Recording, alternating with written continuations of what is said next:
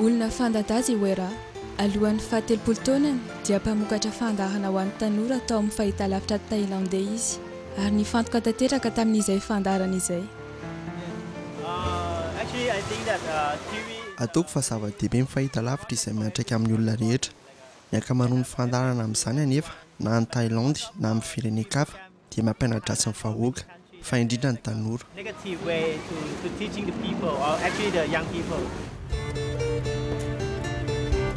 Ataona tokoa moa no hanatsarana ny fivandraisan'ny tanora amin'ny fahitalavitra satria izy ireo matetika dia toan'ny baba tsy afa-manoatra mandritra ny adiny 3 na 4 isan'andro.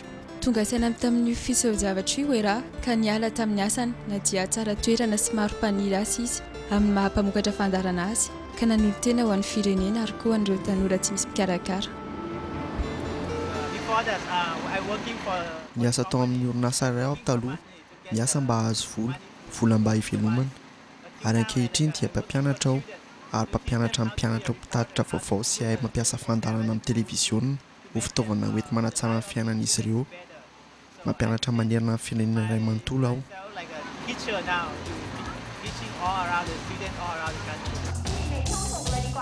Nitodika tany amin'ny sekoly Wera niaraka tamin'ny fanohanan'ny gouvernemanta mba hampijoro ny fikambanan'ny mpanatotosa fandarana video. Noresiny lahatra koa ny UNICEF mba hamaty vola atrikasa modely tamina sekoly iray tao Bangkok ka nitanjona dia niamolavolana modely iray azo alaina tahaka sady mora tantan'ny mpampianatra izay tsy mana-fahaizana manokana momba ny fanateterahana fandarana amina televiziona. Zareo samy ankizy ihany no manoatra ny teny sy ny tantara atao amin'ny fandarana ary misafidy ireo lohahevitra izay tian'izy ireo ho jerena amin'ny televiziona.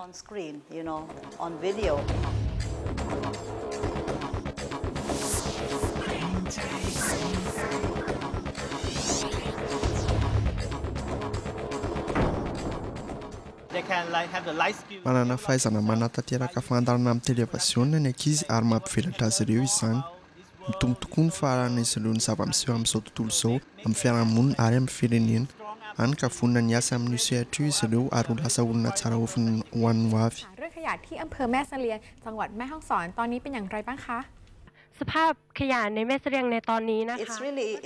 Zava-dehibe izay satria ny fomba fijeriny ankizy dia mifanentana amin'izy ireo manokana ary tsy mitovy amin'ny toetran'ny olon-dehibe. Ary isaky nijery ireny fandarana ireny isika dia manao hoe ka tsy marina ve izany? Toy izany no tokony ho fomba fisainantsika.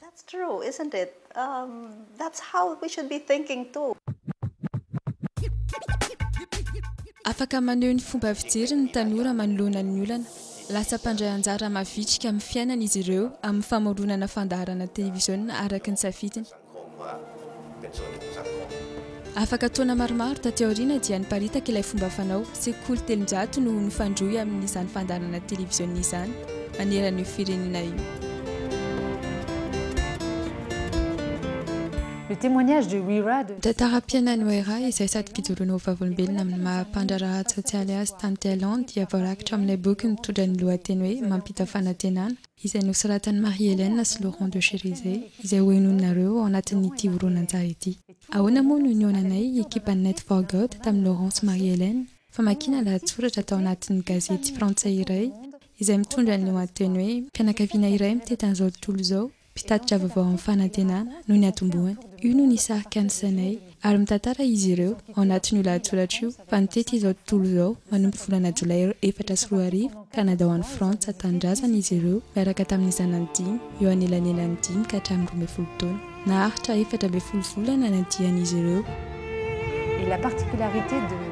Ary ny tena nampiavaka io dia izao, isaky ny firenena novangin'izy ireo dia nahita lehilahy sy vehivavy izay niasa ho fanatsarana ny fiarahamonina sy ny fiainan'ny olona toa anatrehan'ireo nanazony fiarahamonina nisy azy ireo. Ary nampiavaka ihany koa io dia ny nanatosan'izy ireo horonan-tsary vidéo kasika ireo mampita fanantenana tsirairay avy niaraka tamin'ny caméra izay tsy nisaraka tamin'izy ireo. ka niaraka tamin'izy ireo no nanatotosana io ronan-tsary io nanao resadresaka tamin'izy ireo izahay ary ny fianoana azy ireo no nahalalana zavatra maro ka anisan'izany nahitanay sy nionanay tamin'ny fikambanana mpitatitra amin'ny vaovaon'ny fanantenana izay misy an'izy ireo tena zava-dehibe io fiainana io satria namporisika anay hanantanteraka ity horonantsary izay hojerenareo ity araka izany dia hoeninareo i Christian de Boisredon izay tompona andraikitry ny mpitatitra amin'ny vaovaon'ny fanantenana ary mpitatitra amin'ny vaovaon'ny fanantenana dia mamporisika ny fampitana ireo vaovao mahasoa tsara makahiry ireo rehetra miezaka mba hampafantatra amin'ny alalan'ny aina manjery ireo vahaolana manolonora ireo olana sedrain'ny androntsika ankehitriny ary ho anay ny zavatra nataon'izy ireo teo amin'ny fiainana dia mifandray amin'ny antso natefa aminay amin'ny alalan'ny Net for God izay tsinona fa mba hampalala sy hitory amin'ny alalan'ny aina manjery ny vaovao mahafaly ary mba hampalala amin'ny alalan'ireo horonantsary isam-bolana fa azo atao ny miasa ho an'ny fiadalana sy ny fiandriampahalemana ary ny fiainana manerana izao tontolo izao.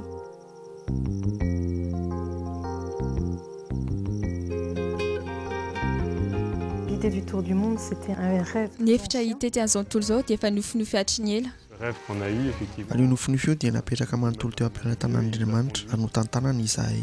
On était heureux pour nos propres. Nafalanay ny ampiseho an'ireo zanakay an'izao tontolo izao eo andalam-piorenana. Construit. Et ce qui est d'extraordinaire, c'est que Tena mahatalanjona dia ny fihavanao rehefa manomboka mijery an'izao tontolo izao amin'ny maso feno fanantenana ianao ka hitao ireo tantaram-piainana mahatalanjona manarivony dia ireo izay anantsoina hoe mpanangana ny taonjato faha 120. À chaque fois, on partait de. Anka isaky ny tojo olana mitranga izahay dia misy mandrakariva olona maro saina nanao zavatra mba hamahana ny olana. Oser faire quelque chose pour améliorer et changer cette situation. Nababary tamin'ny filazam-baovao ny olana sy ireo vahaolana. Indray Noely alina izay no niporan'ny hevitra. Satria na dia tamin'io andro io aza dia tsy nilaza fa tsy zava-mahatsiravina ny vaovao an-tsara. Nanosika ny Laurent amorona ilay fikambanan'ny mpanango-baovao ny fanantenana izany. L'idée est venue d'encourager. Nitsiry ary ny hevitra hankahery ireo mpilaza vaovao izay misahana ny fikarohana vahaolana momba n'ireny olana iainana ankehitriny ireny izay tokony tsy hafenina satria maro ireo mijaly sy oro no ireny olana ireny kanefa zava-dehibe koa no mampahafantatra ny vahaolana. Des solutions.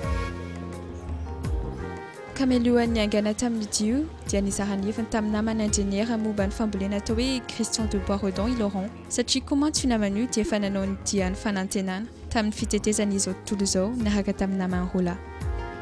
En fait, la prise de conscience a été de dire. Anatsabatoko tamin'izay dia ny hoe manentana ny efa hikatrika ny fahampahafantarana azy ireo ny zava-bitana ireny olona mandray andraikitra ireny na zava taminay fa tena afaka mitondra zava-baovao sy zava-tsoa ny serasera sy ny fifandraisana.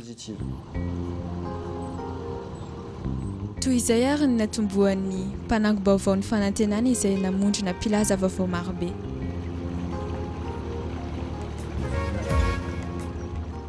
Souvent les médias ont tendance à parler des. Matetika ny eno manjery dia zatra milaza ny olana ny zava-doza mampivarahontsana any ka mahakivy sy mampamoivoy ary mahatonga mieritreritra fa tsy misy mandeha amin'ny laona intsony ny fiainana. Misy ihany koa anefa ireo mpilaza vaovao izay hafa mampiseho ny fomba fijery ny fantanja mikasika ny zava-misy. Aloka sy hazavana ny mamorona izao tontolo izao ary mino izahay efa ny asan'ny mpilaza vaovao ny mampiseho ny aloka sy ny hazavana. C'est de traiter aussi bien l'ombre et la lumière.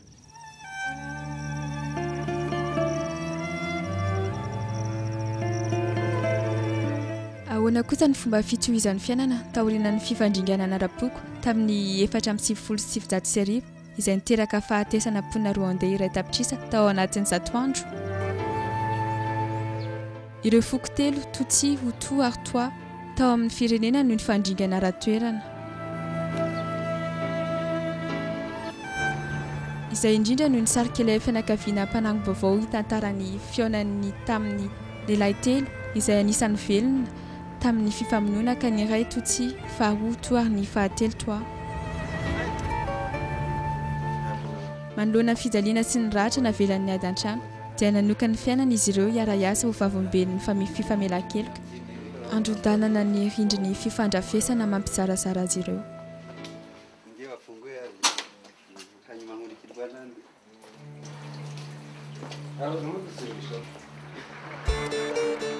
Manambady ary manana zanaka efatra i François Xavier mpampianatra izy nampandrosony tao amin'ny Mémorial de Kigali izy ilay fianakaviana mpanango-baovao araka mampampianatra mahay azy dia nazavainy ny fototra ny poran'ny fifandringanana ara-poko.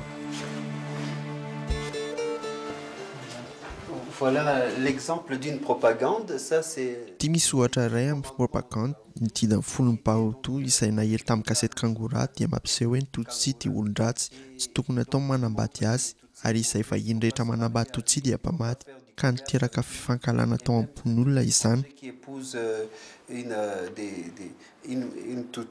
Nefa teo izany indrindra dia noseho amin'ny tantaran'ny fanavakavahana sy ny fifandringanana ara-poko. C'est ainsi que ça se passe dans toute l'histoire de racisme et de génocide.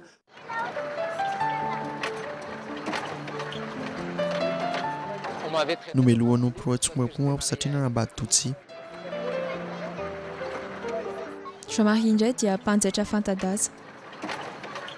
Qu'est-ce qui vous a sauvé? Inona navitranao tamin'ilay vavabasy teo amin'ny fifanao? Rehefa handeha tivitra izy dia tsy fantatro na vavonjy aho na tsy fa nisy ely avy ao anatiko nanosika ho tia azy ary mila heloka azy. Nanontany ahy izy hoe inona izao no ao an-tsainao dia novaloko hoe eritreritranao aho ary maniry ny ahitanao fiadanam-po. Nilaza izany tamin'ilay hamono anao ianao ka manahoana ny fihetsiny? Kina izy. Nahita ireo zazany renireny teny an-dalabe Jean-Marie dia nanapa-kevitra ny hanangana tompy fandraisana azy ireo ary niarana any taminy. Niala tamin'ny asako aho ary tsy nalala akory ny hoe ahoana no hamelomako ny zanako satria manko ny eritreritro ny zava-dehibe ankehitriny dia tsy ny fanafiana ny vatana fa andeha aho hiezaka hampitombo ny fitiavana ao am-po.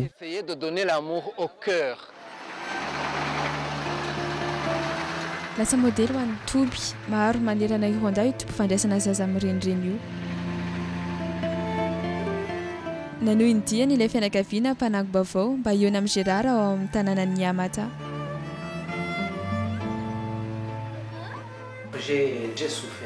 Mijaly aho ao amin'ny fokony afiko dia volikilika izahay voalatsalatsa toy ny adaly.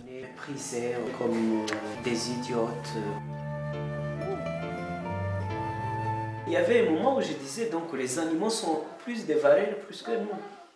Indray mandeha izay aho dia nahatsapa fa ny biby aza mbola nahajaina noho izahay. Nandratra ny foko ny fiainana izany toetra-javatra izany.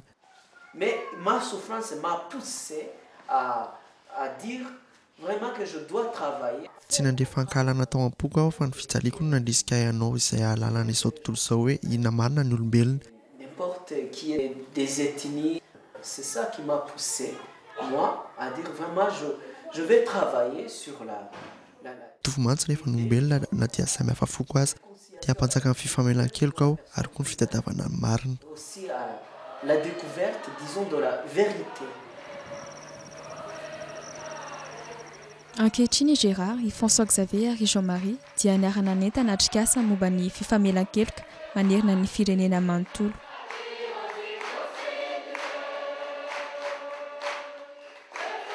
Olona Amananarivo ny maro Hutu, Tutsi, Twa avy amin'ny faritra maro manodidina ireo farihy lehibe no miara-mikaondo miara-mamaky ny tantaram-piainan'izy ireo.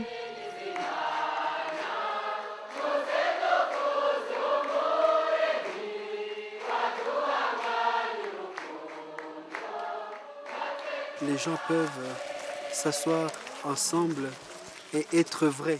Afaka miara-mipetraka ny olona rehetra samy mazava fo eo amin'izy samy izy mifamboraka ny ao am-po ary tsy manao ankafinafina tsy misy fahoriam-po tokony ho mavainina tokony homenjanja avokoa izy ireny mba ahazoana mampitony azy ireo.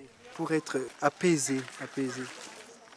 Mandeha amin'ny fandram-pahalemana sy ny fiombona ao anatin'ny firenena ny zavatra rehetra ary izany manomboka amin'ny tsirairay sy ny fianakaviana satria indraindray ny ratsy rehetra atao dia mifototra amin'ny ratra-po vokatry ny fanabeazana teo anivon'ny fianakaviana. Vient aussi de l'éducation familiale et des blessures en famille. Et puis on espère mananteny izahay satria maro ireo lefa mahatsapa sy tapa-kevitra ny asa ho an'ireo fandriam-pahalemana ary izany no hatsara ny endrika Afrika. Mino fa isika dia voantso marina mba olona feno firenendrehetra ka hanana fofeno fitiavana tsy misy fetra.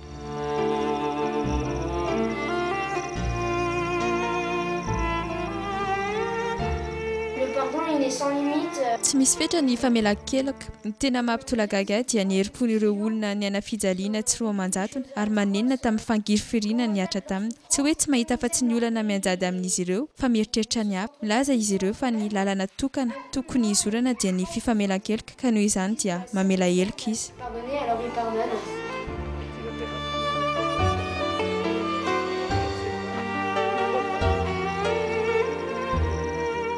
une belle phrase de Gandhi. Izy teny soa izay nolasan'ny Gandhi manao hoe tabataba ny fitarapoko ny hazo iray ka rehefa mangina ny fitsimboko ny ala iray manontolo ka nandray tsaintsika dia miaraka amin'ny hena manjery mba ahitana izay fomba hampalaza ny fitsimboko ny ala iray manontolo izay no tena zava-dehibe. Puisque c'est ça effectivement qui est le plus intéressant.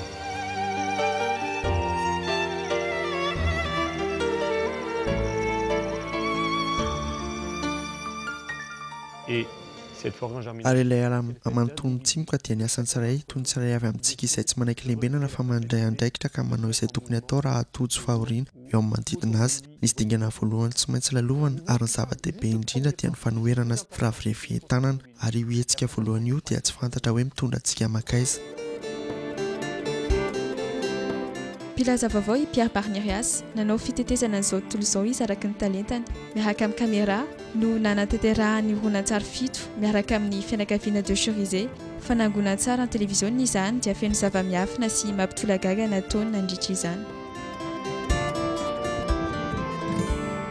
Moi, je suis profondément journaliste. Mpilaza vaovao hatramin'ny antom-fanahiko aho, izany hoe manona ny filazam-baovao dia mijoro vavolombelona ny zava-miseho aho satria manko izao tontolo izao dia tsy hoe zava-tadozarano fotsiny fa mba misy zava-tsoko miseho. Amin'izao fotoana izao dia ny zava-miseho mahazatra no tonga mampitolagaga ary ny tena zava-dehibe ho ahy dia ny mampiseho fa ao anatin'izao fiainana mampifalakitraka izao zavatra misotra tsara dia manjary zava-mahafinaritra.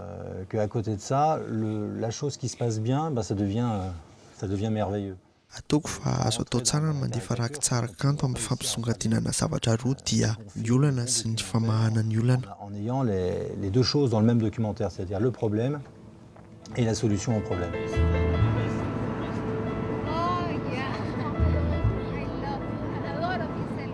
Albina Ruiz dia vehivavy teratany avy amin'ny alan'ny Amazonia, olona mafana fo, mahay mandray olona ary miranendrika.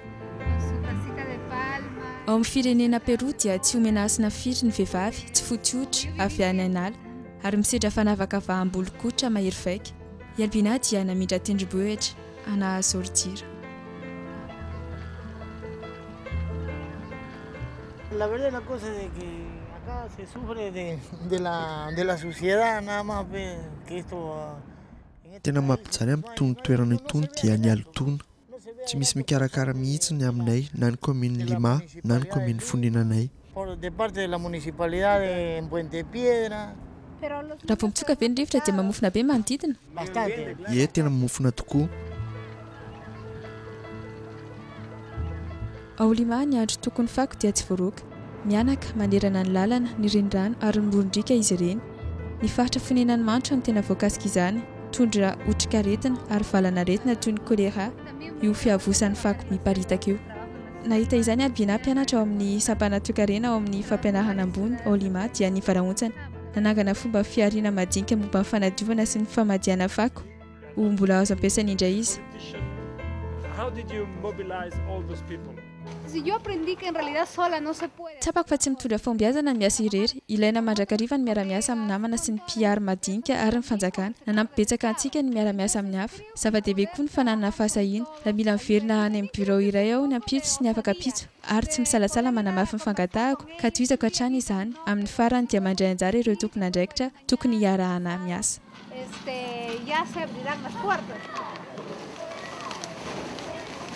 Noho izany fiara-miasa miaraka matorona izany dia maro ireo fiariana madinika tapatsangana.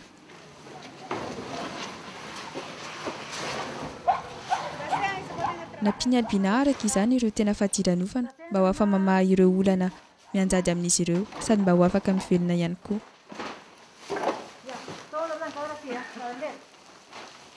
Con esta microempresa y de eso nos apoyamos, nos ayudamos.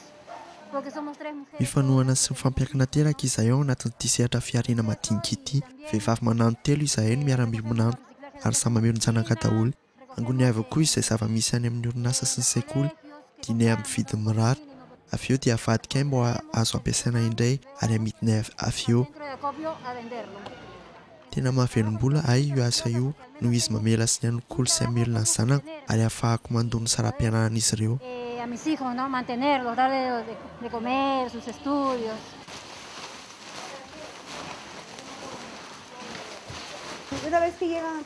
manavaka ny taratasy miloko ny fotsy ary ny gazety lany andro izy ireo satria samy manana ny vidiny avy ireo.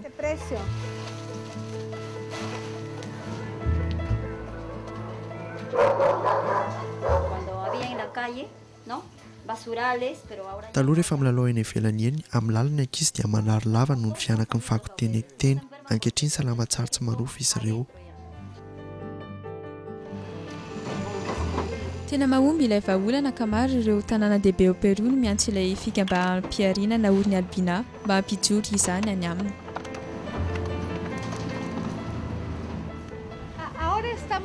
Miezaka manofana olona matianina sy mpitarika amin'ny asa fanadiovana io izahay manerana ny firenena iray manontolo. Misy mihitsy aza fifanarahana fiara-miasa ny fanaovana tamin'ny fampianarana ambony katolika ny Peroa ampianaran'izy ireo fandaharam-pianarana miompana amin'izany. Misa enina ny boky nosoratan'izy ireo menga tamin'ny fanandramana nataoko. Mizara ho taranja enina izany ankehitriny alasa fandaharam-pianarana manokana izay mianaka amin'ny firenena manontolo.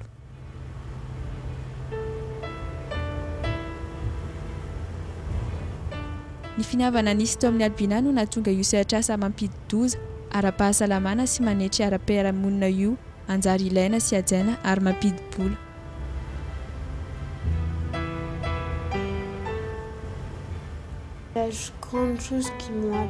Zavatra iray lehibe nianarako ny hoe afaka miantomboka amin'ny zavatra tsy misy vidiny ny fanatanterahana zavatra manan-jaza sy lehibe. Ary koa ny hoe ny mahantra indrindra dia mety hay kokoa na hoe ho sangany aza amin'ny fahaizan-draharaha.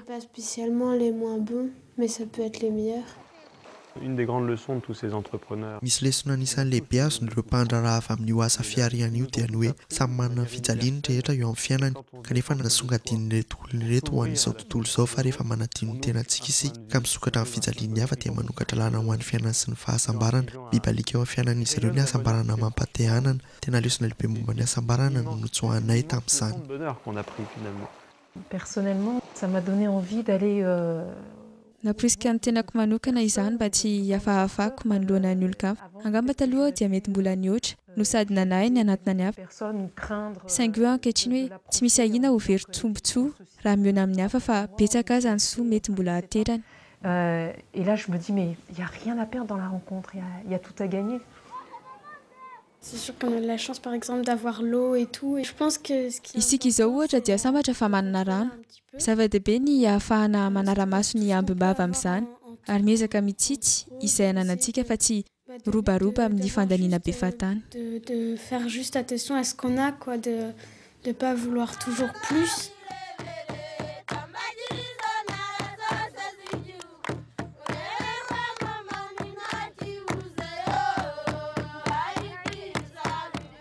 On a choisi déjà de valoriser tout ce qu'il y avait de très positif au sein des médias. Isafidy izay no nasongadina ny asa rehetra mampitony maha-olona tao amin'ny aina aman-jery rehetra.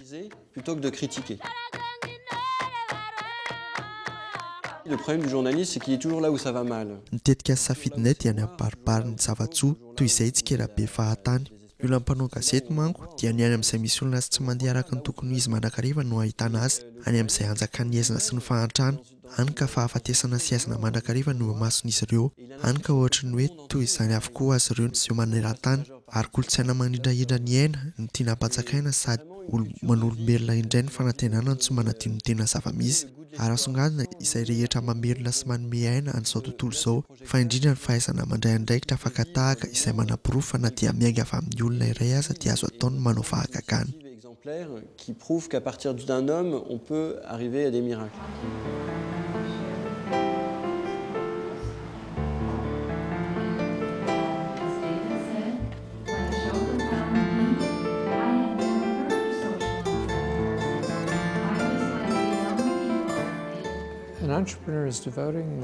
Mba fotena tanteraka ireo mpandraharaha miaraka aminay satria mino izy ireo fa asa atao ny manova zavatra mba hampijoroana fiarahamonina tsaratsara kokoa. Matantsa sy mahery vaika manko ny FDB ananan'ny mpandraharaha iray noho ny fahefanananany. Zavatra tian'izy ireo atao dia ny miala amin'ny asany ary miasa manontolo amin'ny fanantanterahana ny tetika asan'izy ireo mba mampahafahatitra izany ary manatotosa izany eo amin'ny toerana misy azy ireo. Aorian'izay dia paritany eo amin'ny tsena izany ary ampitombonisa. Afaka 10 taona dia efa tena vonona amin'izany izy ireo satria fantany ny mahazava-dehibe io azy io ary mifanojo indrindra amin'ny sokajy-taona misy azy ireo.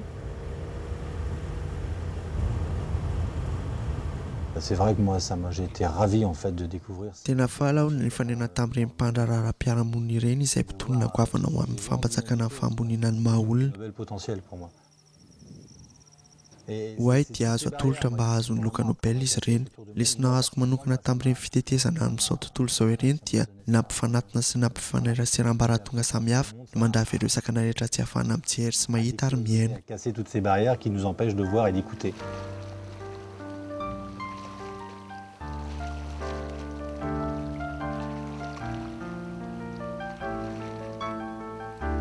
Touche énormément, c'est que ka ny tena nahatohina ny mafy dia ny vokatra goavana nateraka ireny ho ampiainana ireny izay izahay manana fitahiana ka afaka nanatry maso azy ireny mivantana.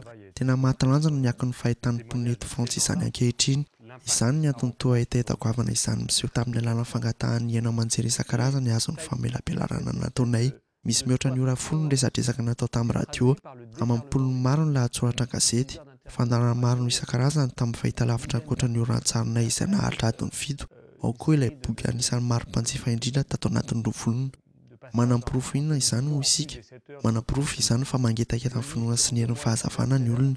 Mba hinoana fa misy ny fahazavana dia tokony ahita azy ny olona, ary mba ahitana ny fahazavana dia mila lehilahy sy vehivavy maro izay mijoro toa mpiamina ary mitana ny fahazavana izy ireo eo an-tanany mba hanondro ny lalan-kombana. Et qui sont un peu comme des veilleurs avec leur lumière à la main comme ça, qui montent les chemins.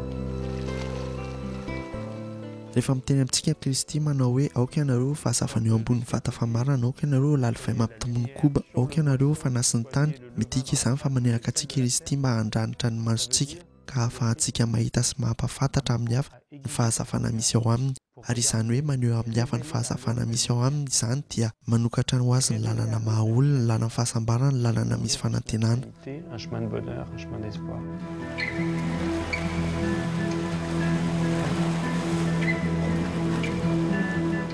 Move ireny fivoizana ny vaovao tsara sy mahasoa ny mahaolo ireny fiovona anaty miseho ireny, tsy fampisehoana ny asa mifanamasina eo amin'izao tontolo izao.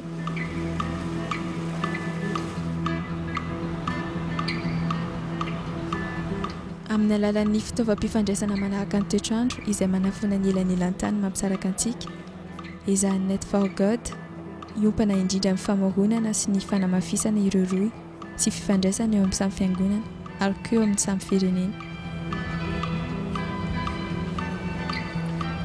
Ny fampifandraisana no manan-danja. Anjatony maro ny toeram-piombonana poanety mifandrohy eran-tany izay misokatra ho an'olona rehetra ary mampivondrona isam-bolana olona maro, lahy sy vavy, samy hafa fiteny sy firenena, antitra sy tanora, katolika, protestanta, orthodoxe. Fomba hafa entina mijery an'izao tontolo izao izany. Isam-bolana dia misy horonan-tsary iray iombonany rehetra izay manampy antsika ahazo sy iny fa azon'ny olona tsirairay na iza izy na iza ny mahita sy mizotra amin'ny lalan'ny fanantenana sy ny fiainana.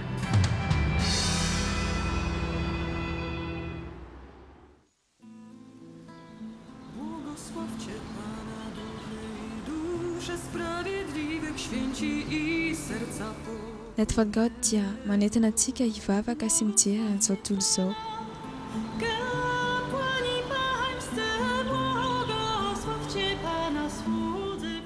Raha misy roa na telo mivory amin'ny anarako ary mangataka na inona dia omeny raiko azy izany.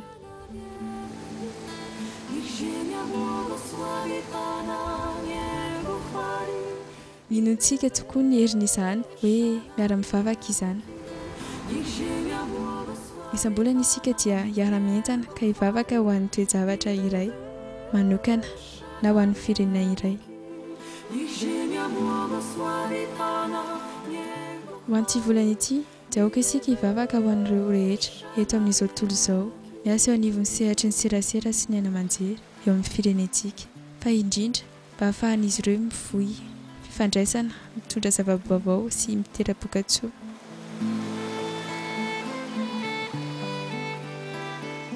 Ny tenin'Andriamanitra amin'ity volana ity dia nalaina tamin'ny vaovao mahafaly Masinda Mathio 5:5-12. Tsy misy olona mampirehitra jiro ka mametraka azy eo ambanin'ny vata famarana, fa eo ambonin'ny fanaovan-jiro no apetrany mba hanazava izy rehetra ao an-trano.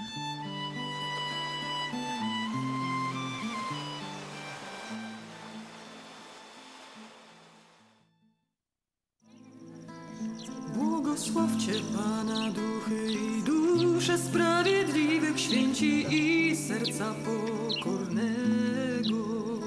Błogosławcie Pana, kapłani pańscy, błogosławcie Pana, słudzy Pana.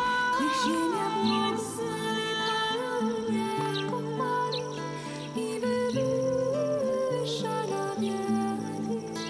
Niech ziemia błogosławi Pana, niech Go chwali i wywyższa na wieki. Niech ziemia błogosławi Pana, niech Go chwali i wywyższa na wieki. Niech ziemia błogosławi Pana, niech Go chwali i wywyższa na wieki.